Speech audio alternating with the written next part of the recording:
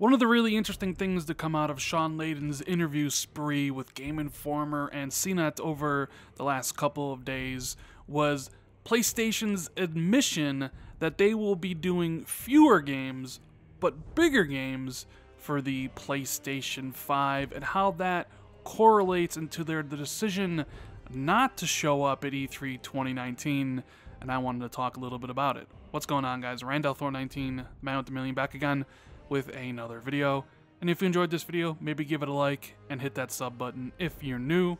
Once again, I just want to thank everybody for all the well wishes about my dog Barnaby, who we put down yesterday. It was an incredibly sad moment for everybody in the family, but all your tweets and messages made me feel extremely happy. So just wanted to say that once again, and we'll move on. You know, PlayStation, everybody knows I am an Xbox-centric gamer. That's where I play all my games. That's where I own most of my games. I enjoy my Xbox. I love playing on my Xbox One X. But of course, I'm not a blind sheep. I don't play an Xbox because I hate PlayStation. I just prefer a lot of the aspects that Xbox offers.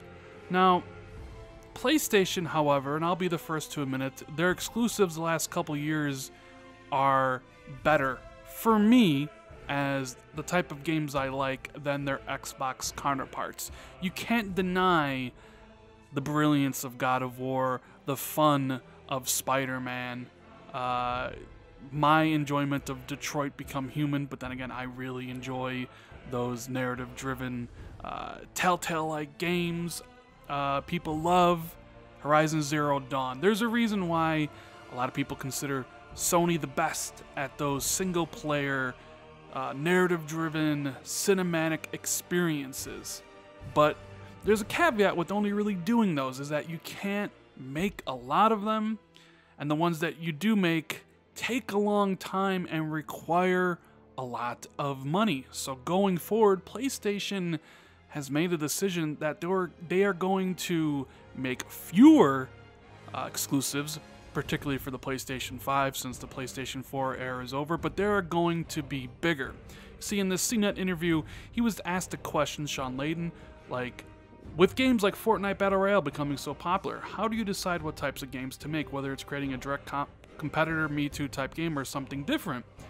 And what he responded with was something interesting. He goes, I think we've done a lot over the last 3 or 4 years to get us to a place right now where we're building fewer games per year than ever before, but we're spending more time, more energy, certainly more money on making them. And I think PlayStation fans, that is something they want to hear.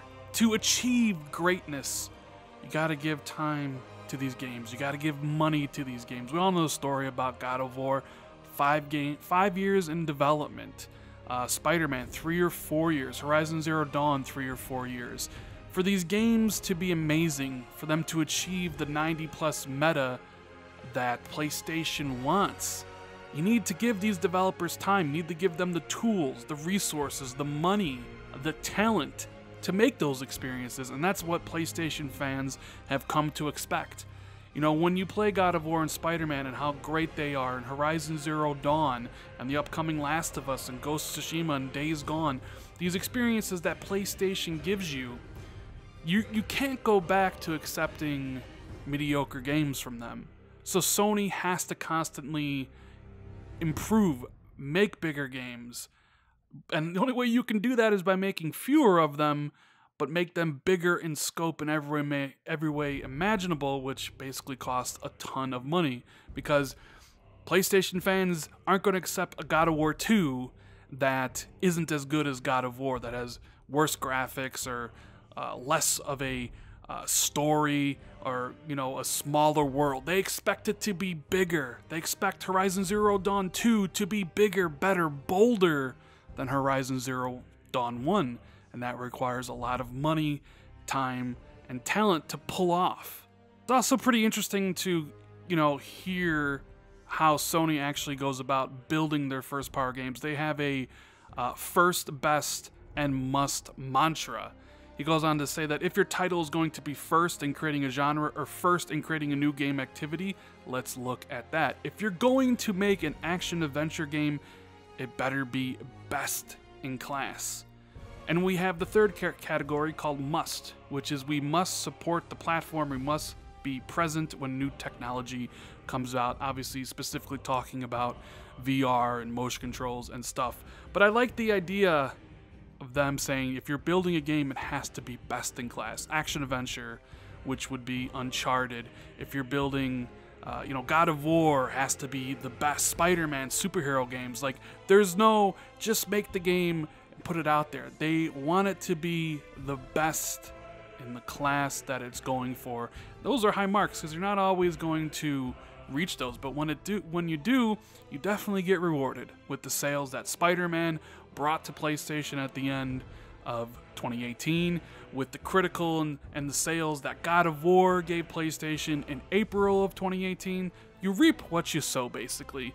And PlayStation and Sean Layden are basically saying, we are going to sow a future where there are less exclusives for the PlayStation 5, but those exclusives are going to be so good, so big, with so much money poured into it, that fans are going to love them, and it's going to drive our ecosystem. But of course, there is a negative effect to that. If you're building fewer games, you may not have a lot of new announcements to make, which is exactly one of the reasons why Sean Layden said they weren't going to show up at E3 2019. The interviewer asked, "You're not the first big company to bow out of the big E3 video game show in June, but I'm curious why you chose this year to drop out." And basically, this is the reason why. Sean Layden says, "And with our decisions to do fewer games, bigger games, over longer periods of time, we got to a point where June of 2019 was not a time for us to have a new thing to say. And we feel like if we ring the bell and people show up here in force, people have an expectation. Oh, they're going to tell us something. So what is the role of an event that occurs at frankly an arbitrary date in June? How does that work for all the stories you want to tell? This year, coming to 2019, I'll be honest, we just didn't have a new story to tell. And when Sony rings the bell for everyone to come round, they have an expectation for something that is completely new and amazing.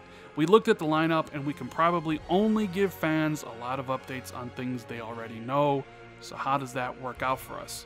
So rather than raising fans' expectations for them to think, oh, what's Sony going to be saying at E3? We decided we would step away.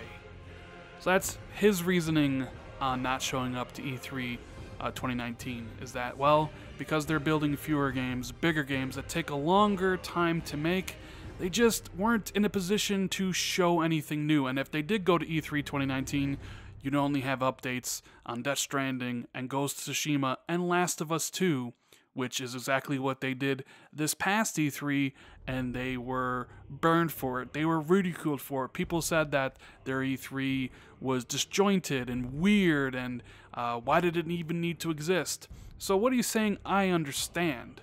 People expect something new from Sony, and they don't want to have those expectations.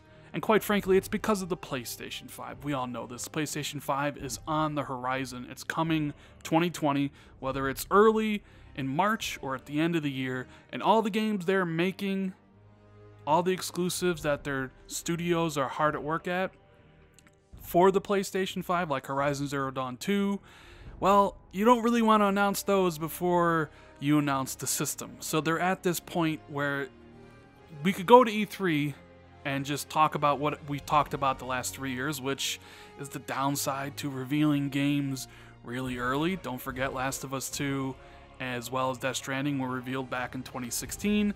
It's one of the prices you pay for when you reveal a game really a long way away. I mean, Microsoft knows this with the whole Scalebound and Fable Legends and Crackdown 3 situation where they revealed it way too far in advance.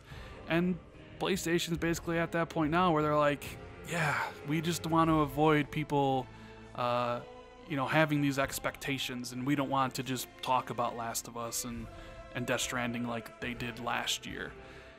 Of course, they also say, you know, E3 is not relevant anymore and things like that, but that's Sean Layden's response about why they are skipping E3 for the year.